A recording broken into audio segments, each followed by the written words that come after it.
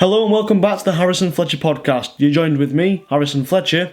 And that's about it for today, folks. It's just me. Sorry about this. I know I said in the previous podcast that I wanted to try and get more into the podcasting and try and focus a bit more on it, which I am trying to do, and I'm still sticking to the same format as last time, so I hope you enjoy that. I really enjoy this sort of format, and it's easy for me to find interesting topics to talk to you about, and I kind of like telling stories, if you haven't noticed, and this is just like a really easy, nice, simple way to talk to you. I realised I kind of put a bit too much pressure on myself with these podcasts. I tell myself things like, it's got to last at least like 20 minutes, I've got to keep talking, there's got to be no mistakes in how I talk, I've got to put on a bit of a more posher accent so people can understand me in the States. If I start talking proper Yorkshire, like, you're right, cocker, how's it going? People from America might not understand that, so I've got to kind of slow things down a little bit, which makes things easier anyway along the way, because when you listen back, it's much more pleasurable to listen to. So anyway, I hope you're enjoying these podcasts. I am going to try and get back into them during the summer. As of today, as of recording this podcast, I have just submitted my final piece of work for my second year at uni. So it's literally done now, and I'm off for like 18 weeks. So that's pretty much where I am at the minute. The first topic I want to talk to you about, which if you listen to the previous podcast, you'll know the first sort of section of the podcast is all about latest social media news. And what I want to talk about first of all is an article that when I saw it, I was like, right, that's it, that's going on, that's going to be the first one I talk about. Please don't feel sort of anxious or afraid to post your opinion in the comment section. I really want this channel to be like quite a talky, chatty sort of channel, more so than my main channel. So if you want to talk to me about stuff in the comment section, then please leave a lengthy comment if you want. I don't mind. I will read it and I will reply to the best of my ability. But first of all, I want to talk about this article. So the first one that really hooked me was this article headline: Facebook will not delete videos of violent death, abortion and self-harm. Apparently new leaked guidelines show this information. So basically, to cut a long story short, Facebook are basically claiming that they're not going to hide away these online live videos of violent death or abortion or self-harm because they don't want to censor the users. They don't want to kind of... I can see where they're coming from. They don't want to shy away concerning topics like, obviously, self-harming is quite a serious topic, so is abortion's quite one of those that's like is it right, is it wrong, given the circumstances, what do you do? And obviously violent death is something that shouldn't really, in my opinion, be on Facebook, but it is. It's one way of getting a message out there to create awareness, like suicide attempts and things like that. It's shocking to watch, and it's not something that I don't think people agree with on the internet. Obviously there's a lot of young people on Facebook, so it's one of the things that's an issue that needs dealing with. But at the same time, I agree with Facebook on some level, but on other levels I agree with people that are furious and angry about this. And it does make sense that people obviously don't want to see death, abortion, self-harm plastered all over Facebook, but it's one of the things that I think you don't have to watch it, you don't have to click it, you don't have to share it around. If you don't like it, scroll past it, you're never going to see it. I mean, that's what more mature or older people can think, but I suppose from the public's perspective, when kids start looking at it and start seeing people committing suicide and abortion and self-harm, and it's one of the things that's starting to become a bit of a worry. It might put a thought in a kid's head. It might change the personality, or, you know what I mean, get them involved in some things that they're not necessarily understand what they're getting involved in. They might think it's cool. They might think it's a new trend. You don't know. You can never know with like the way that social media is going at the minute. It's one of the things that's becoming more harder to monitor. And I think Facebook saying that they're just going to leave it I kind of agree with and I kind of don't. I can see where they're coming from, but I think there needs to be some sort of cap of what age you can start seeing this sort of content on Facebook, and maybe start bringing out something where maybe the way around this could be potentially that people, say under the ages of 16, are only exposed to a certain news feed. They're not exposed to certain ads, to certain videos, things that are just deemed like over 18, like adults only. I mean, this is why in film you have like certificate 12, 18, that sort of thing. It's to just kind of save your ass, if you will, when it comes to this sort of thing.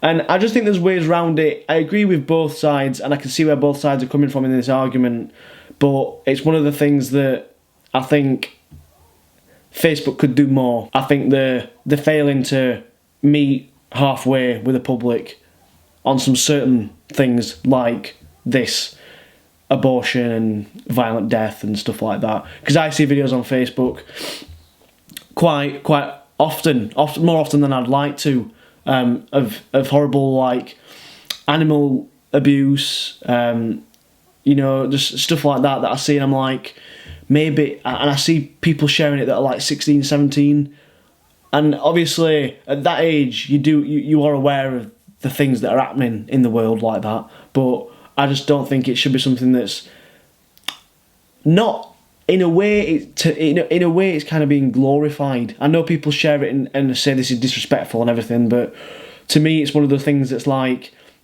is it being glorified? Are people sharing it to get likes? Are people sharing it to say, "Ooh, I'm not this sort of person. I don't agree with this, so I'm going to share it"? Or they're sharing it for the right reasons? All these questions come into my head. I don't know about you, but it's just something that I've been thinking about. Also, they're trying to crack down on like the things that people are sharing. So the sort of things that they're saying, like for example, people are making remarks like the caption for the videos are being things, for example, like "little girl needs to keep to herself before daddy breaks her face," and there's also captions like "I hope someone kills you," which obviously mature-minded people, we can tell that this is just to some people it's literal, so like they'll think that is literally the case. To some people it's a joke, to some people they just don't agree with it. I'm one that's like, I share all those sort of emotions with that, and kind of feelings. In the right place and the right time you can say things that not necessarily agreed right, and most people won't agree with, if that makes sense. You can say things, there's a time and place to say things, is what I'm trying to say. And I don't think, when you post something to Facebook, it's a lot more not personal. It's more like standing in your town centre full of crowded people and you're just shouting whatever you're posting. That's what I feel like Facebook is these days. It's very much, if you put something on there, people will comment and people will argue back as if you are out there in the town centre shouting and screaming your opinion. However, I feel that Twitter's slightly different. I know I'm taking away from the Facebook sort of step, but I think Facebook and Twitter are really, really great platforms, but very different. Twitter, for me, feels very much more personal. I can share more personal things on Twitter. I feel more obliged, in a way, to share more meaningful and more what I'm thinking right then and there sort of feelings. Whereas with Facebook, I'm more, I think, ooh, can I post that on Facebook? I've got a lot of family on Facebook. I've got a lot of people, young, impressionable people that follow me on Facebook. Will they take that in the wrong way? But with Twitter, it's one of those things that you can kind of get away with more, in the sense of what you post. Like, I don't really often post swearing on Facebook, but I will on Twitter. I feel more relaxed. I feel like Twitter's just the equivalent of sitting in the back garden having a few beers with my mates. And I think that's where Facebook and Twitter differ. So the next topic I'm going to be talking about is about a skier that was skiing, quite frankly. And it was, the name of the guy is Jamie Molnar. He set off down down a glacier in the Swiss Alps in December. And just before he set off, he warned his mates that there's a bit of a glacier at the bottom. Don't, watch out for it. There's a bit of a crevice. Don't be, he's a bit sketchy about it. Very, very, he seems like an experienced sort of guy. Maybe he's not. He had all the gear with him. He had the GoPro and stuff. And he's filmed it. And what happened was, he was skiing down the glacier and becomes trapped 60 feet down a crevasse. Now, it's amazing for him to even survive that. I don't know if you've seen 127 Hours. That's a mental film. He's not a skier, but it's very bad. I'll not give away the story, but if you haven't seen it, you need to see it. It's a brilliant film. It's James Franco. He ended up getting trapped 60 feet down. He's absolutely fine. He captures the whole thing on his GoPro. You don't really get to see much. You just kind of hear sounds and you see the camera hitting the snow and stuff like that. And then he just pulls the camera up and he's absolutely fine.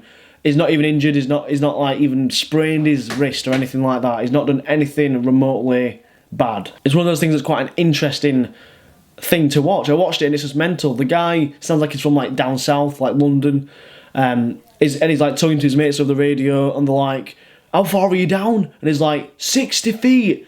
And over the radio they come over and they go, 60. And it's really funny to watch because it's he shouldn't be alive. It's quite a big fall. 60 feet is a big drop. And he's absolutely fine. Didn't even sprain a wrist or sprain his ankle or whatever. You can see that he's trapped down there. He jokingly says stuff like, I'm quite far down, boys. Not boys, but you know what I mean. It's a really good story, and it's just great that he managed to capture it on video. I think it's one of those things that, luckily, he'll be able to look back at and laugh about it. At one point in the video as well, some skiers above him go past, and while they're going past, they kick a load of snow down with the skis, and obviously that causes a bit of a snowfall below the crevice where he is. That's the only I'd say daunting part of the video.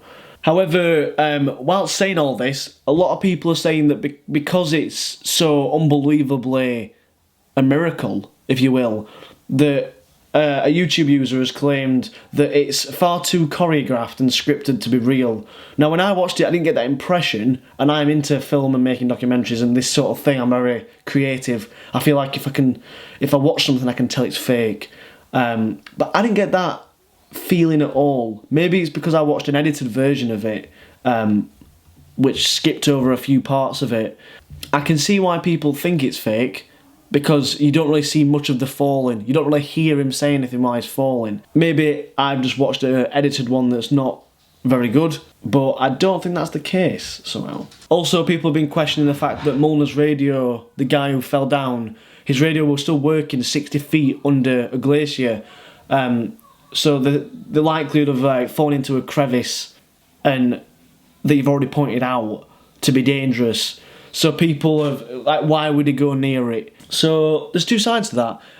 One, that it's a good story, it's true, it's a miracle that it happened. He can look back and talk about it to his friends and have a laugh about it. The other side is that he just wants to have a bit of 15 minutes of fame on the internet and try and make a few quid off it. But to me, I don't know. I don't know why you'd want to do that anyway. I don't know why you'd want to go 60 foot down there. Either way, you did definitely go 60 foot down, because you see at the end, you see footage of him being lifted out. So he's definitely gone down there, but whether or not he's actually fallen down there is another thing. Maybe that's the likelihood of what's actually happened. Who knows? So now we're on to the film section. Recently, King Arthur came out, and a film that absolutely bombed in America. And when it came out over here, people were complaining about it too, and kind of had some interesting things to say about it. Looking at the reviews online, I can see that it's got quite poor reviews, but judging from the trailer and my personal opinion on the film, I mean, I've not seen it yet, but I've seen the trailer, I think it looks quite interesting. I think it looks like it's got a good cast. I think the look of the film, how it's been filmed, the cinematography of it, looks quite interesting and quite captivating. It looks like it will draw you in. It looks like it's got a good story arc going in it. But some of the reviews are for example, someone said, as a modern retelling of a time-worn legend, Rich's King Arthur falls well short of greatness. 2 out of 5. So, I don't really think people have slagging off how it's actually filmed. I think they're more slagging off the writing of it. A lot of people are saying, there's a lot of reviews here at 2 out of 5, 2 out of 5, 2 out of 5. They pretty much all want that this is a 1.5 out of 5. We've got a 3 out of 5. So not amazing results for the film at all. I can't remember the last time Jude Law were in a big box office film. I think the last film I saw him in was Black Sea or something like that. So that's quite a couple of years ago. That's about 2 or 3 years ago at least. The average rating for King Arthur on Rotten Tomatoes is 4.6 out of 10, which is absolutely shocking, really. But yeah, I'm really fascinated by it. I really think it'll be. I am definitely going to go and see it to get my own. I mean, I read reviews, but I don't let it have too much impact on what I actually feel about the film. If you start siding with reviews before you've even seen the film, then it just becomes a never-ending battle. It's a never-ending circle. You're just a vicious circle. You're just going to keep going round and round and thinking, oh, I did like that bit, but I didn't like that. That review said that, and you just get a little bit confused with it all, and you get a bit mixed up. And then you end up having what's not really your opinion. You get that caught up psychologically in other people's opinion that you start to think, oh yeah, I kind of agree with them. You start siding with a norm, and you don't base an opinion on yourself. So that's why it's important, I think, to read reviews, get a feel for it, get a feel for what the general gist of people are feeling about it, but don't let it impact you too much. I think that's the secret with reviews. That's my secret anyway. I don't like to read that much reviews. I more often read reviews after I watch a film rather than before. Partly because I don't want anything to be spoiled. It's one of those things that different people like different films. Different people like different genres. I'm not a big fan of the sci-fi sort of genre, really. And fantasy and stuff like that. Yet I love Star Wars. So it's like, it's one of the things you'd have to watch it. I hate people that say, someone said to me the other week, I just don't watch films, I just hate films. And that to me is one of the most offensive things to say. It's like don't talk to me then. I don't, if you don't like films, you don't watch films, I probably won't relate to you that well. Let's be honest. You know what I mean? I love films, I love filmmaking. It's like my life, it's my passion. It's what I like to do.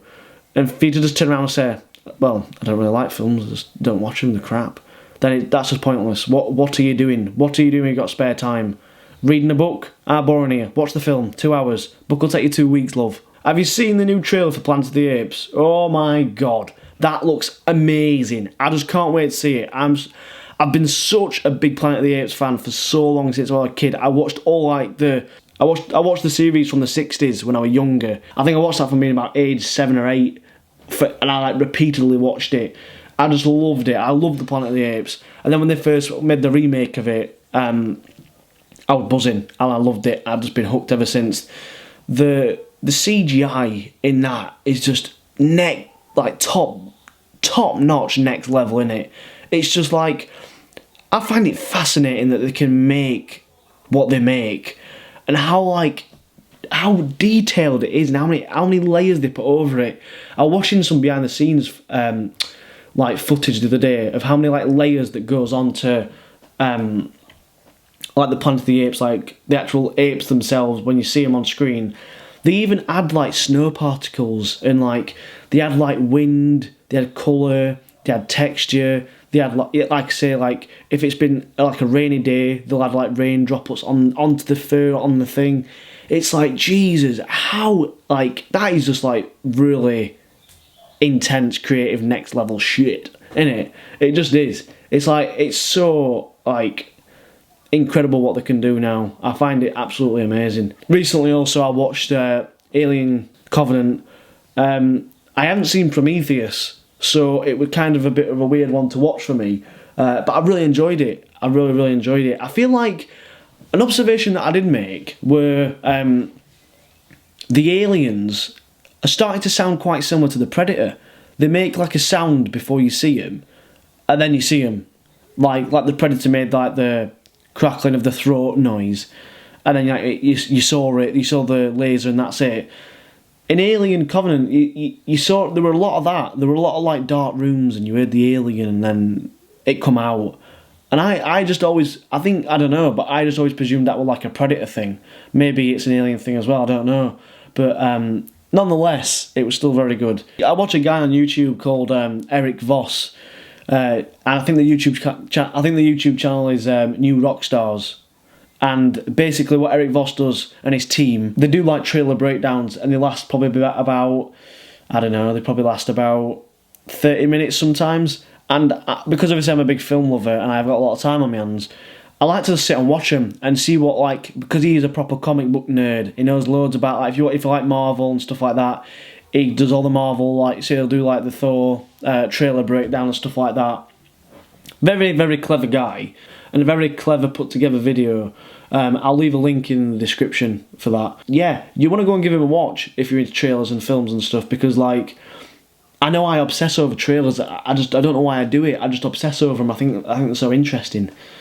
I like to observe them and take notes in my head of how they're put together and how they capture you.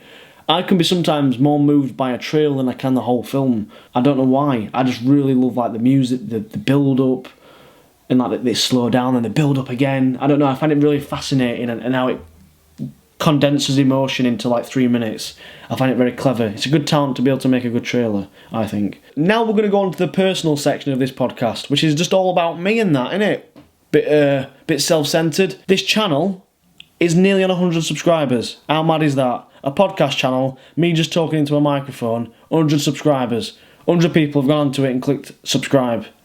That's crazy. You know what I mean? I didn't think that this channel would be, and I'm saying this from like, I'm being totally honest, I didn't think I'd keep it up. I thought I'd really just stop altogether and not ever do it. I mean, I may as well have. I post like once a month, but still it's better than nothing. I really thought that people wouldn't be interested in this. I didn't think people would be that interested in hearing me talking. I like podcasts. I've said it a million times. I like listening to podcasts.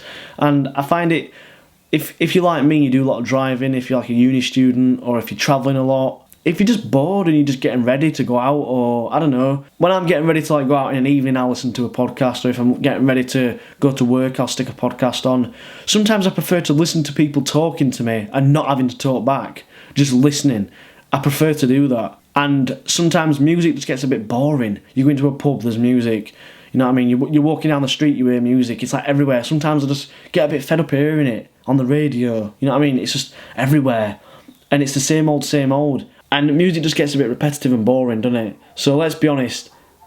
I ain't got the most like interesting voice, and I ain't got the most interesting stories, but I try my best.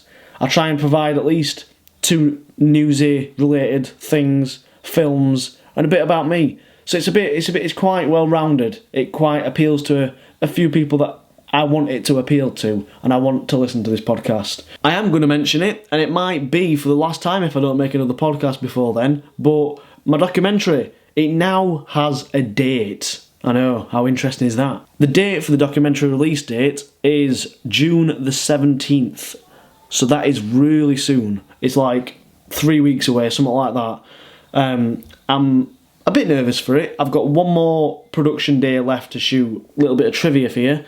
I'm recording it tomorrow, and I don't know when this podcast is going to go live, but it probably will be tomorrow. So it'll probably be, I don't know what the date is, let me find out. It is the podcast will probably go on the 23rd of May. That's when the podcast is going to go live, and that's the date that I'm recording with Patrick for the last time for the documentary, and then it's a wrap, and then that's it. I'm basically going to go to his house and ask him a few more last little questions that I've got whilst editing the documentary. I've been thinking some more questions that I want to ask him, and the way that the story of the documentary has been told, how I've done it, it doesn't quite finish as nice as I want it to. It doesn't quite wrap up as nice. So I'm going to go to and ask him about what he thinks the future's like, what his future's going to be, and how long he reckons realistically he's going to be able to keep it up. He is nearly 70, so how old is he going to be? Is he going to do it literally till he's on his dying deathbed and then that's it? How old is Patrick going to be when he stops? Will he ever stop? Does he want to stop? I know that while I've been filming with Patrick, making this documentary, he's now got a keen interest in wanting to set up his own podcast. And he's also in the process, I believe, of starting his own documentary, which is just great. I mean, he says that I'm a little bit of an inspiration behind that, and that's also very, very, very nice and very humbling to hear.